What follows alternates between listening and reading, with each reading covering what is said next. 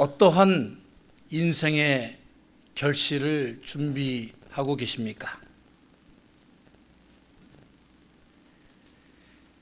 저마다 제각기 세상의 모든 하나님의 창조물들이 결실을 준비하고 있는 이때에 우리가 하나님에게 보여드리고 하나님께서 기뻐하시는 그러한 삶의 열매들을 여러분들은 얼마나 가꾸고 계시느냐 하는 말씀입니다.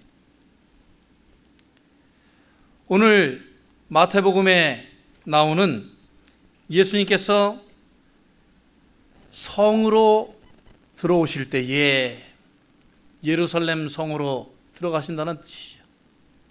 그때에 무화과 나무를 보시고 저주하시는 장면이 나오십니다. 이제부터 이스라엘의 예언자들, 선지자들은 예루살렘 성으로 들어갈 때에 무언의 상징적인 행동으로 자신의 메시지를 전했다고 하는 기록이 있습니다. 이 예루살렘 성, 헤롯 대왕 때에 다윗이나 솔로몬 때보다도 더욱더 큰 규모로 로마의 그 위대함을 나타내기 위해서 성전을 지어가지고 관광지로 만들어서 많은 사람들이 찾아들게 하고 그 성전에 들어가기 위해서 목욕을 해야 된다는 구실을 붙여서 목욕당까지 지어가지고 그 유대교의 세력을 자랑하고 그 종교적인 예식을 자랑하던 그 예루살렘 성, 거기에 들어가기 전에 잎만 무성한 무화과 나무에 가서 열매를 구하지 못하셔서 그 나무를 저주하시고 말라 죽게 하였다. 이 성경 말씀이 성서학자들에게도 매우 해석하기 곤란하다고 하고 많은 목사님들이 설교하기에 꺼려하는 그러한 본문이죠. 왜 아무 죄도 없는 무화과 나무를 예수님께서, 사랑이 많으신 예수님께서 저주하시고 말라 죽게 했느냐? 환경론자들이 보면은 이상한 성격을 가지신 예수님이다, 그렇게 말할 수도 있을 것입니다. 이 말씀은 그 당시에 예수님께서 예루살렘 성을 중심으로 하여서 예루살렘 성전 중심주의로 제사의식과 유대교의 그 권위와 가식적인 율법주의의 자랑을 일삼으며 살고 있던 이스라엘인들과 3년 동안 예수님과 동고동락하면서 여러 가지 가르침과 기적과 사화들을 보내주셨음에도 불구하고 그것을 깨닫지 못하는 제자들을 훈계하시는, 그들의 믿음을 질타하시는 예수님의 그 행위로, 은유적인 행위로 우리가 받아들여야 될 것입니다. 이 말씀이 저는 이제 가을이 되어서 결실을 준비하고 맺어야 하는 우리 메릴랜드 제일장로교회 성도 여러분에게, 또 우리 교회에게 주시는 화두의 말씀으로 진리를 깨닫는 새로운 영적인 눈을 뜨는 그러한 말씀으로 은혜 받으시기를 주의 이름으로 축원합니다. 만약에 우리가 과수원 주인이라면 어떠한 이유에서건 열매를 맺지 못하고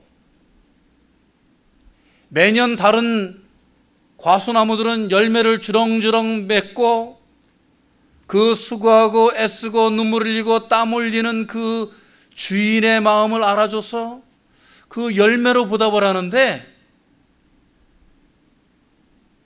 그 어떤 나무는 맨날 잎만 무성해 푸릇푸릇하고 열매가 많을 것 같은데 다가가서 보면은 열매를 매년 맺지 못하는 그런 자리만 차지하는 나무로가 있을 때 여러분들은 그 나무를 어떻게 처리하시겠습니까?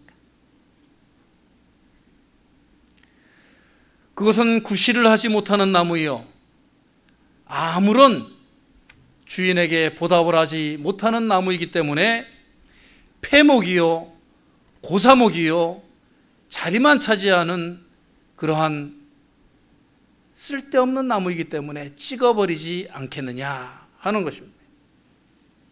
실제로 누가복음 3장 말씀에 보면은 예수님께서 포도원 지기에게 이르시되 내가 3년을 와서 이 무화과 나무에서 열매를 구하되 얻지 못하나니 찍어버리라. 어찌 땅만 버리게 하겠느냐 하시면서 이 열매 맺지 못하는 무화과 나무에 대해서 예수님께서 상징적으로 하신 말씀이 공간복음서 이곳저곳에 많이 나와 있다 하는 것입니다. 왜 그랬겠는가? 이 무화과 나무는 여러분들이 잘 알고 계시는 에덴 동산의 선악과에 비유됩니다. 아마 이 팔레스타인 지역에 이렇게 과실을 많이 맺고 많은 사람들에게 혜택을 주는 이 무화과 나무,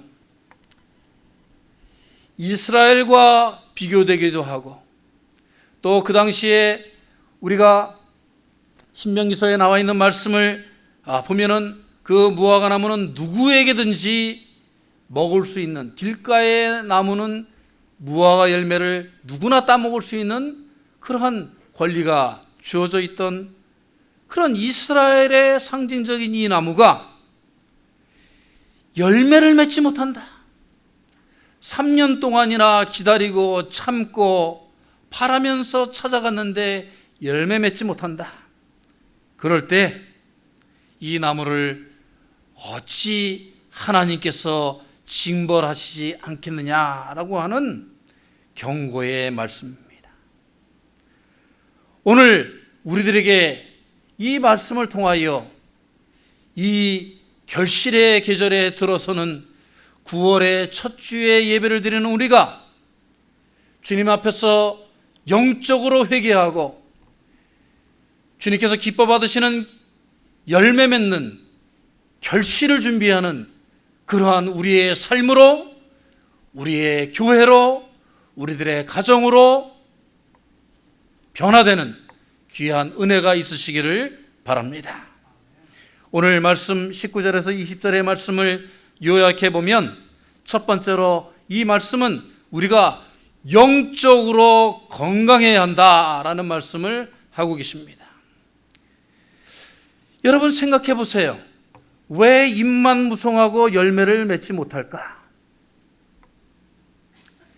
이것은 뭔가 나무 내적으로 영양분이 부족한 상태이요, 뭔가 광합성 과정의 이상현상입니다.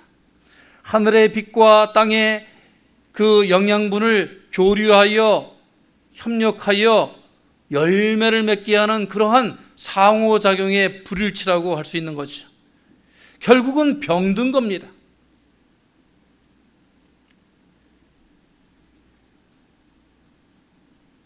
우리 사람들도 나무라고 주님께서 빗대어 말씀하시는 거예요. 우리가 입만 무성하고 말만 무성하고 아무런 결실을 맺지 못하는 것, 아무런 하나님께 보여드릴 수 있는 열매를 맺지 못하는 것은 무언가 우리가 병들어 있다는 뜻이, 겉은 그럴듯해 보이지만 영적으로 병들어 있는 상태, 우리의 영혼을 병들게 하는 어떤 병충해가 있는지 우리가 그것을 제거해야 하고, 우리 내적으로 영적으로 감사하지 못하고 행복하지 못하고 우리가 하나님의 뜻에 따라서 순종하며 충성하며 하나님의 말씀을 받기는 받아도 그것을 삶의 영양분으로 바꾸지 못하는 나의 영적인 문제가 어디에 있는지 깨달아야 한다는 말씀입니다. 오늘 19절 말씀을 여러분들이 자세히 분명히 들여다보시기 바랍니다. 내가 열매를 맺지 못하리라. 그러니 다음날 아침 마른지라. 어떻게 보면 당연한 결과예요. 그러니까 뭔가 잘못된 나무니까 다음날 아침에 그 병든 나무가 스스로 메말라 버렸을 수도 있습니다. 그러나 그 말씀 속에는 귀한 하나님의 뜻이 담겨 있는데 그 영혼의 병든 문제를 해결하지 못하면 하나님께서 축복하시지 않겠다는 말씀입니다. 스스로 메말라 버리도록 내버려 두시겠다는 말씀이에요. 그 메말른다는 뜻은 무엇입니까? 병들었다, 병들었으니 생명력을 다했다, 곧 영적인 죽음을 뜻하는 것입니다. 그런데 제자들이 오늘 말씀 속에서 예수님에게 하는 질문을 한번 들어보세요. 나무가 메말라 죽은 것을 보고 예수님께 왜 나무가 메말라 죽었습니까? 이렇게 묻고 있습니다. 제자들이 예수님의 그 상징적인 그 은유의 말씀을 듣지 못하는 것이죠. 우리들도 영적으로 병들어 있으면, 영적으로 어두워져 있으면, 영적으로 좀먹어 있으면 예수님께서 어떠한 말씀을 하시고 어떠한 징조를 보여주시고 우리에게 계시를 주셔도 우리가 도저히 깨닫지 못하고 왜? Why? 라고 하는 현문우답을 하게 되어 있습니다. 우문현답이 아니고요, 어리석은 질문에 현명한 대답을 해야 되는데 현명한 상징을 보여주시고 계시를 보여주시고 징조를 보여주시는데도 어리석은 답을 하게 되는 거죠.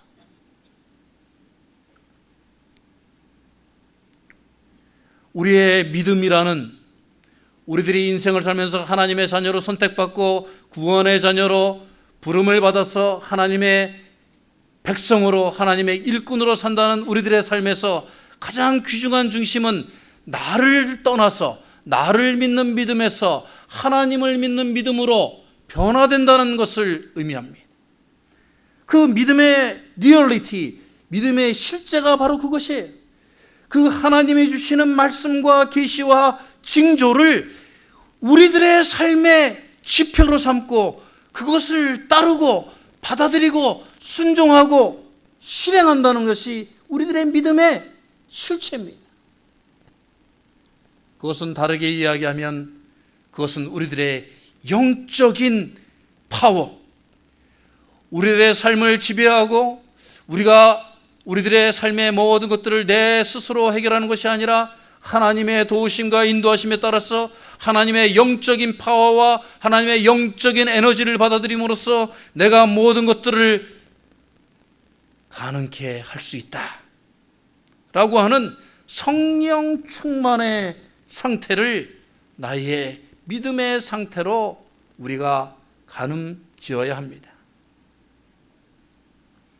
그러니까 결국은 우리가 영적으로 건강해야, 영적으로 깨끗해야, 영적으로 순수해야 하나님께서 기뻐 받으시는 영적인 열매를, 결실을 우리들이 준비할 수 있다는 말씀입니다.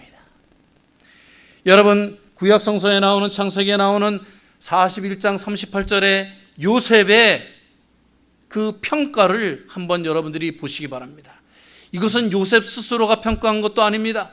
이것은 하나님이 평가한 게 아니에요. 그 사람의 영적인 파워가 어떠한 상태에 있었는지 바로라는, 세계를 지배하는 애굽이라는 나라의 바로라는 왕이 그 요셉의 영적인 상태를 부러워하며 평가한 겁니다. 바로가 그의 신하들에게 이르되 이와 같이 하나님의 영에 감동된 사람을 우리가 어찌 찾을 수 있으리요? 할렐루야. 요셉은 시기와 질투를 당했어요. 웅덩이에 빠졌습니다. 형제들에 의해서 팔려갔어요. 그 억울함과 눈물을 어떻게 감당할 수 있었겠습니까? 정말 함정에 빠져서 감옥에 들어가서 죽을 고비를 넘겼습니다. 이 사람이 어떻게 인간적인 문제를, 그 좌절과 절망을 스스로 해결할 수 있었겠습니까? 그 억울함과 안타까움을 자기 스스로 어떻게 극복할 수가 있었겠습니까? 이 사람이 하나님을 의지하고 하나님의 음성을 들으려고 하는, 끝까지 하나님의 약속을 믿고 의지하는 그 영적인 스피리추얼 파워가 없었으면 어떻게 그 고난을, 그 절망의 늪을, 그 높은 애굽의 벽을 뛰어넘을 수가 있었겠습니까? 여러분들의 삶에 이러한 깊은 웅덩이와 고난과 아픔과 벽이 있습니까? 하나님 앞에 나의 영을 깨끗게 하여 주시옵소서. 나의 영에 주님 영적인 힘을 주시옵소서. 주님 영적인 에너지를 저에게 주시옵소서. 주님께서 함께 하시면 모든 것이 가능할 줄로 믿습니다 하는 그러한 고백이 오늘 예배를 통하여 여러분의 영에서 울려 퍼지시기를 주의 이름으로 축원합니다. 입만 무성한 무화과 나무는 바로 나입니다. 오늘 입만 무성해서 바람이 이리로 저리로 부르면 그 잎에서 나는 소리로 요란한 소리만 내고 사람들에게 그 잎만 자랑하는 그런 나무가 바로 나입니다. 예수님께서 다가오셔서 내 열매가 무엇이냐고 묻지만은 아무 열매도 드릴 수 없는 공허하고 가난한 영혼이 바로 나라고 우리라고 주님 앞에 이 시간 고백하시기를 바랍니다.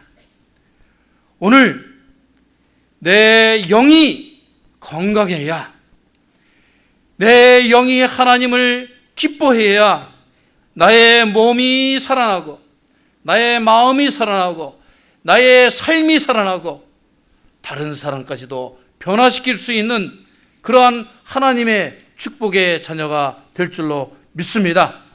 우리 한번 따라서 보겠습니다. 영적으로 순수하면 생각이 깨끗해집니다. 영적으로 건강하면 삶이 건강해집니다. 영적으로 깨어 있으면 항상 은혜 충만합니다. 아멘. 오늘 말씀을 통해서 두 번째 우리들에게 주시는 말씀의 의미는 우리가 믿음의 결실을 거두어야 한다는 것입니다. 믿음의 결실을 맺는 것뿐만이 아니고 그 믿음의 결실들을 거두어야 한다는 것이죠.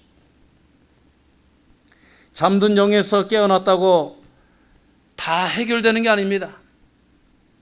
내가 깊은 잠에 빠져 있다가 정신없이 자고 있다가 잠만 흔들어 깨웠다고 이제 깨어났네 하고 사방을 두리번거리를 쓰는 것으로 끝나는 것이 아니라는 것이죠. 그때부터 뭐예요? 옷을 갈아입고 세수도 하고 치카치카도 하고 그리고 꽃단장도 하고 밖에 나가서 의미 있는 일들을 해야 그 삶의 결실들이 맺어진다는 것이죠. 예배 시간에 이제 조는 그 형이 그 타입이 두 가지라고 그래요. 예배 시간에 졸 때에 이렇게 앞으로 이렇게 조시는 분들 있잖아요. 앞으로. 그것은 매우 긍정적이랍니다. 아멘, 그럼요. 암요. 근데 이 졸 때에 뒤로 저는 분들이 있대요. 말씀을 듣기는 듣는데 뭐라고? 뭐야? 제가 왜 이 말씀을 여러분에게 드리겠어요?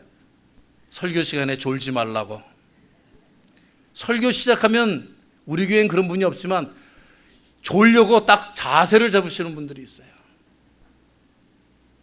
그런데 그 졸음에서 깨어났다고 해서 모두 다 은혜 받는 게 아니라는 뜻이에요.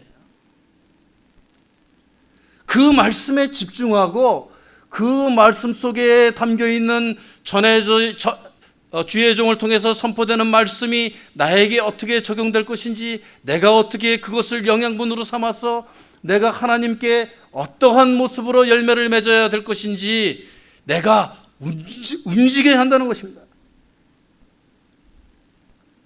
여러분이 잘 알고 계시는 스펄전 목사님이 지으신 결정적 한 걸음이라는 책에 보면은 우리들이 믿음으로 확신에 이르는 영생의 문제는 더 이상 늦출 수도 없고 우리 인생에 있어서 가장 시급하고 가장 중요한 우리들의 삶의 문제다. 우리가 구원받았느냐, 우리가 구원받지 않았느냐 하는 문제는 이 세상에서 내가 가장 중요시 여기고 오늘 당장 다루어야 할 가장 시급한 문제라는 것이죠. 우리들의 많은 삶의 결실이 있지만은, 믿음으로 이루는 결실이 있지만은 우리의 구원의 문제, 그것을 놓치면 안 된다는 것입니다. 제가 한국에서 이제 제자 훈련의 그 일환으로 제자 수양회를 이제 산속으로 휴양림에 들어가서 하는데, 이제 제자 수련회가 다 마쳐가지고 은혜스럽게 감사 찬양 부르고 다 헤어지는데 어느 한 집사님이, 여자 집사님이 내려오면서 저한테 그러는 거예요. 목사님, 제가 이 수련회 들어와서 참 좋긴 좋았는데 백화점 세일 기간이 오늘로 종쳤어요. 은혜 많이 받고 갑자기 은혜 떨어지는 소리를 하시더라. 그 마음도 이해가 갑니다. 1년 동안 기다렸는데 백화점 세일 기간이 종쳐버렸으니 얼마나 안타깝겠습니까? 그러나 여러분 생각해 보십시오. 그런 기회를 놓쳐도 후회되고 가슴 아픈데 여러분이 들어가야 할 그 천국문의 막이 내렸다고 한번 생각을 해보세요.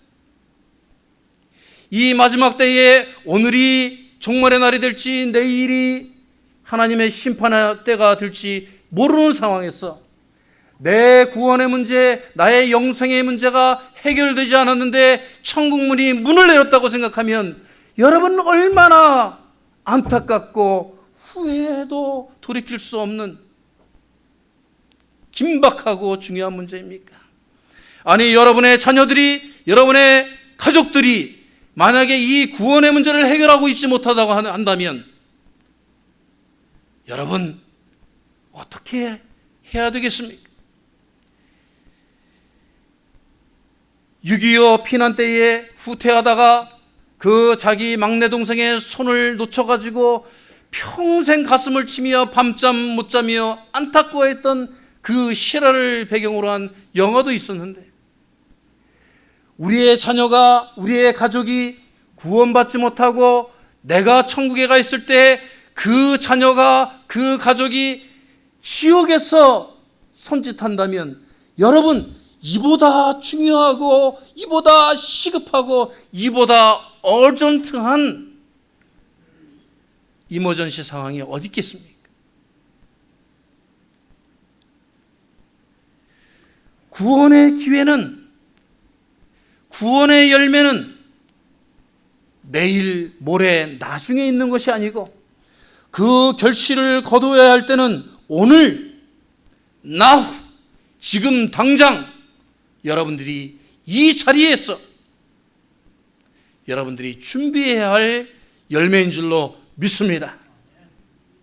여러분, 무신론자들은 신의 존재를 하나님께서 어디에 계시냐 물으면은 여러분들이 화면에서 보시듯이 nowhere, 결국은 아무데도 안 계시다, 이렇게 표현을 한대요.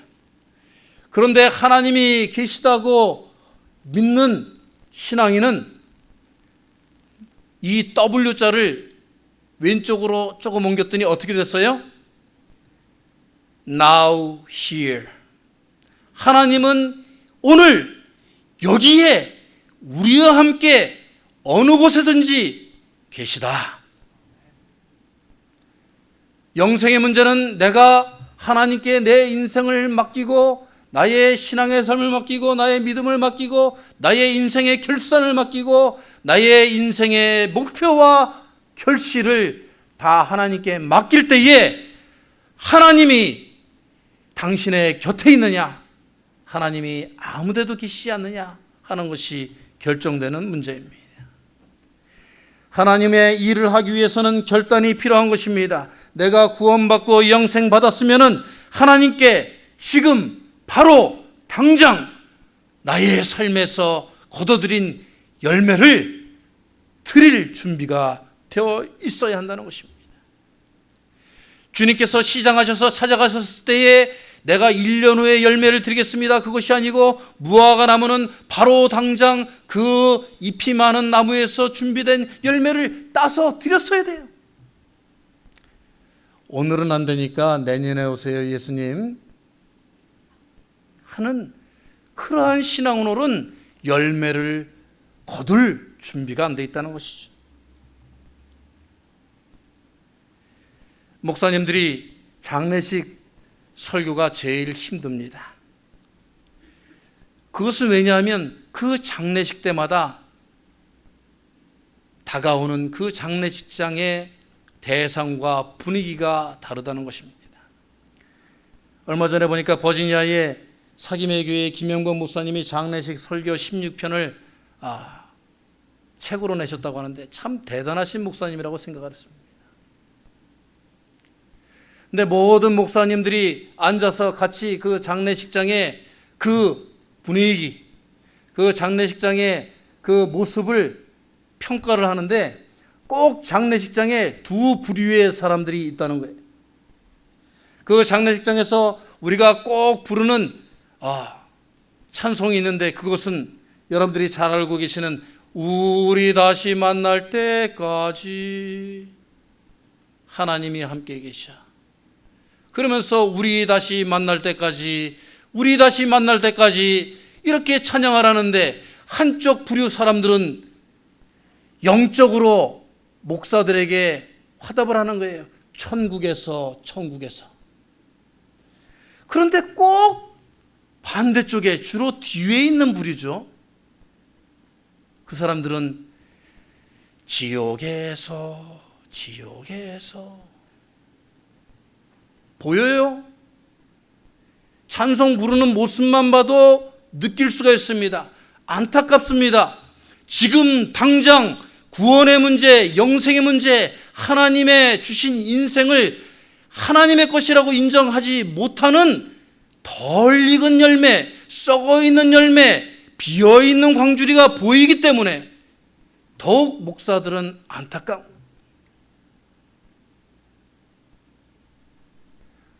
영생의 문제, 구원의 문제, 인생의 가장 귀한 그 열매를 오늘 당장 준비하시는 여러분들이 되시길 주의 이름으로 축원합니다. 믿음의 결실은 쉽지가 않습니다. 구원의 결단은 쉽지가 않습니다. 모든 삶의 우선권을, 모든 삶의 중심을 하나님께 두는 것은, 교회에 두는 것은 쉽지가 않아요. 나의 삶의 프라이어리티를 주님께 드리는 것은 가장 긴급하고 가장 시급한 문제를 주님 앞에 내어놓는 것입니다. 믿음의 결실을 얻는 것은 그래서 때로는 고통스럽고 때로는 희생이 뒤따르고 때로는 나의 것을 내려놔야 됩니다. 불가능해 보입니다. 불가능하다고 사람들이 이야기합니다. 인간의 눈으로 볼 때 불가능합니다. 그러나 여러분, 성서를 창세기 1장부터 요한계시록까지 계속 읽어보십시오. 성서의 모든 역사는, 성서의 모든 위대한 인물들은 하나님께서 불가능의 자리에서 시작하도록 두셨다는 거예요. 아브라함이 불가능의 자리에 있었습니다. 모세가 불가능의 자리에 있었습니다. 다윗이 불가능의 자리에 있었습니다. 모든 야곱과 요셉도 불가능의 자리에서 하나님을 만났습니다. 가슴 아프고 할 수 없다고 사람들이 비난하고 조롱하고 침뱉을 때에 바울도 불가능의 역사에서 주님을 바라보고 일어섰습니다. 예수 그리스도의 삶도 불가능이었습니다. 가능해 보이지 않습니다. 말도 되지 않습니다. 이렇게 오합지졸로 어떻게 하나님의 나라를 일구는가?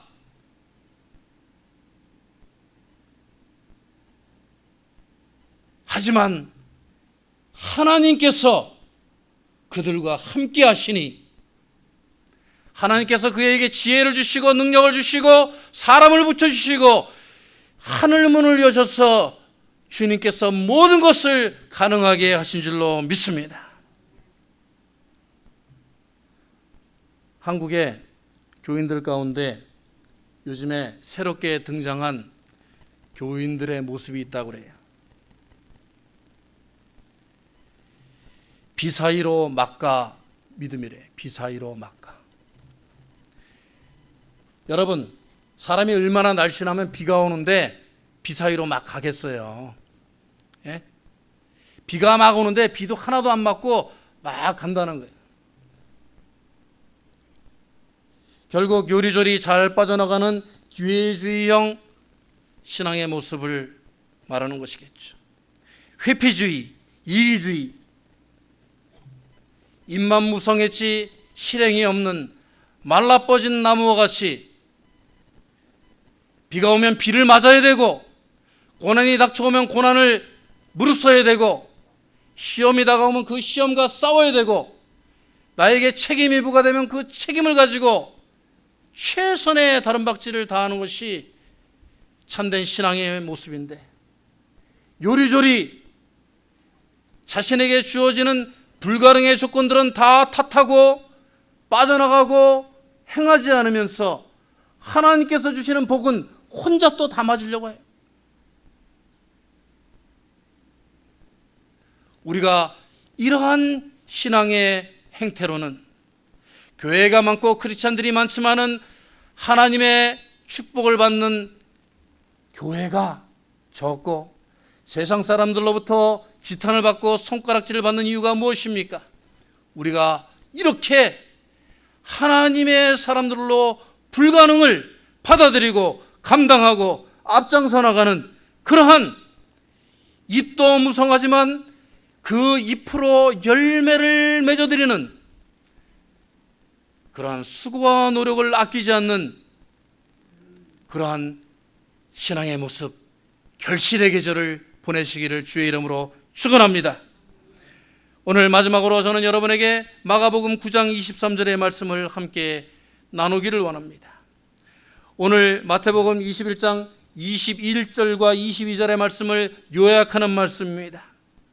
주님께서 이 산더러 들려 바다에 던져지라 하여도 될 것이요 무엇이든지 믿고 구하는 것은 다 받으리라 말씀하셨는데, 이것을 오늘 우리들의 고백으로 우리가 요약하자면 마가복음 9장 23절 따라서 해보겠습니다. 예수께서 이르시되 할 수 있거든이 무슨 말이냐? 믿는 자에게는 능치 못할 일이 없느니라.